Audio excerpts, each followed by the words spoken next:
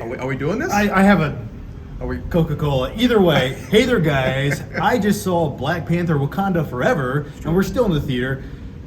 Going into this, I didn't know what to expect, especially with Chadwick Boseman passing away. I was like, how are they going to fill the narrative? How are they going to have a story? Where is this going to go? What are they going to do?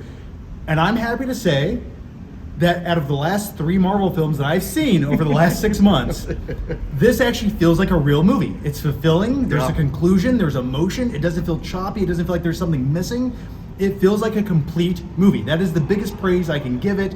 What did you think about it, Austin? It was emotional. There were some scenes that I wanted to feel more emotion for. I felt like even though the movie is very long, there were certain scenes that were maybe a bit rushed because we'll go from one place to another place to another place to another place. Lots of locations in this movie, John. It's a 2-hour and 40-minute movie. Yes.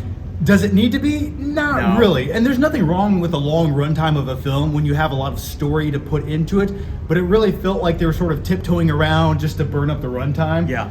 And like you just said, it goes location to location. The second half of this movie is just going to each location for 5 seconds and then going to another location. And you ask yourself, wait. Why did we go to the bottom of the ocean right there? Yeah. What was the point of that? I don't know. That being said, though, I agree with your points on, comparing this, especially to other movies in Phase 4. This one stands very high because you get pretty much everything you need from a post Chadwick Boseman world, and I think they handled that aspect of it very well. And I mean, like, as well as you could have handled it. Do you agree? As respectfully as you could. As subtle at times. And I actually think, and this might be a crazy opinion, I think the narrative, the story in this was far more interesting than the first Black Panther film. Okay. I think what they were doing with the story and the vibranium as like sort of the subplot, I was more intrigued by this. This didn't feel like the standard, I'm a superhero and I'm gonna save the day. It sort of had a different direction. I mean, sure, you do get those cliches. Yeah. The third act, whatever. But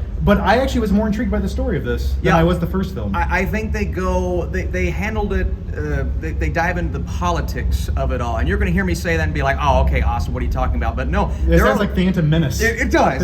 Trade policies. That's what you want to see. Oh my gosh! But it's definitely it's not that. No. There are a lot of things happening here that are interesting, right? The world is being built here, and you know what side everyone is on, and they build it up as this clash between two groups of people that I thought was just really intriguing. And by the time you get to the third act, you're like, okay, man, we've been building this up all movie, and let's see what happens with the payoff. And there are ups and downs with the payoff, but in terms of what you said about I was telling my brother before we started the guy holding the camera. The guy holding the camera. I said, listen, man, the first Black Panther is special, and this may be missing that big-time villainous presence that Michael B. Jordan gave, but the overarching story is actually really cool. It's well written. I prefer the villain antagonist presence in this because my favorite type... Oh, okay. I'll tell you why. Wow. My favorite type of villain is sort of the villain that you can understand their mean. Their ends justify their means. They're not just evil for the sake of being evil. Yeah. I'm the bad guy. I want to blow things up. No, like the villains in this are not even really a villain, I guess. Were the Avatar Mayan civilization, the Aztecian Mayan civilization, the Atlanteans, the blue people. But I liked them. And I their ideology, I was like, I can understand where they're coming from, why they want to do the things they do in this film. Yeah. To a certain degree, it does make sense. And I like when you can almost agree with the antagonists of a film. It's not just pure evil. Well, they don't build them up as pure villains. You can honestly, as an audience member, kind of pick your side. And obviously we're going to side with the Wakandans, but the other side is very compelling. And then you have this middle story that maybe didn't feel like it belonged as much. It wasn't as compelling, but the two sides that we're looking at here, that was really well done. What's the first thing you said to me when we were walking out of the auditorium? There was a character in that just wasn't needed. It just you wasn't can just say needed. The name of the actor. It's right on IMDb. It's not a big spoiler in my opinion. Julia Louis-Dreyfus. Why? Why is she in this movie? We don't know. She's so out of place. It feels odd. I'm waiting for Kramer to come in the door. Like, what is happening here? That whole subplot, I was like, I get that they needed like the human boring subplot, but take it out of the film. Like we said, it's 2 hours and 40 minutes long. Yeah. Chop 15 minutes out of this film. It's nothing pivotal to either story going on. Take it right out. I think it would have been a stronger film without it, but nevertheless, it did feel fulfilling. But you know what? I'm glad they left in. They leave the camera on our characters a couple of times here where you just get to see this character show this emotion, and I'm like, man, that's rare in a Marvel movie. That's rare. Coogler did a way better job, in my opinion, directing the action and the emotions than he did with the first film. Yes. Do you remember the third act in the first film where it was just a dark, cavernous cave and rubber people with two rubber people falling and bouncing around?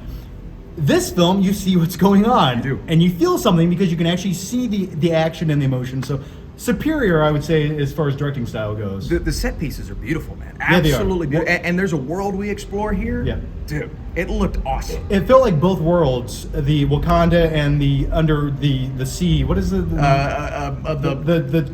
Namor world? Namor, yes. World. It felt like both civilizations had a pulse. Yes. Except, do you remember in the first film where they said they wanted a Starbucks in Wakanda?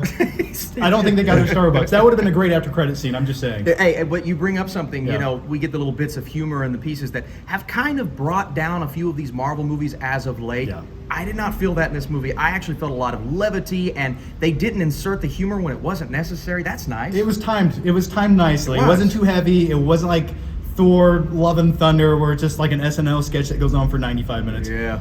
There's a time and a place, and I think this picked the right time and the place for all the moments, especially the very emotional moments, and it does pay tribute, and I think it paid the right amount. I do too. It explained what it needed to explain to propel the story going forward. I mean, there's a little bit in there that's exposition dump, right? We're telling the audience, but there's a lot you need to know with this film, and there are also, and we won't say what, but some unexpected moments with characters. Man, you know the one I'm talking. I didn't expect that to happen, and it's very emotional, and I'm like, okay, well, we're doing that. Let's do it. I love it. I love it. Yeah, there's a few other characters I was hoping we would have gotten a little more from them. For sure. And I think there was room to get a little more from them, but... A lot of characters, man. There's a lot of characters, but listen, if you liked the trailers for this and that moved you and that's the emotion you wanted and the vibe you wanted from this film going into it, you get exactly that. Those trailers did not lie to you. It's the movie that the trailers made it out to be. And if that's what you want, that's what you're going to get. That's what I got. I was fulfilled by it. Do I think it's in my top 5 Marvel films of all time? No. But I think this was a good sequel to Black Panther where they did everything they could with Chadwick Boseman passing away. The trailer kind of alleviated my fears of what this movie would be, and this lived up to the trailer. Take with that what you will, but that is the biggest positive in my opinion. Absolutely. So go check out Black Panther Wakanda Forever. Yeah. And before I go, let me know what you think about it down below. Share your thoughts. If you haven't seen it yet, well, what's a good question for people? Who's your favorite Black Panther? What's that? What? Nicholas Cage. There's only one. Or what is your favorite Marvel film thus far in Phase 4? Let's do films and TV shows because there have been a lot of good shows. Let's not talk about TV shows. You don't want to talk about She-Hulk, man? No. So either way, guys, take care. Thanks for watching, and I'll see you next time.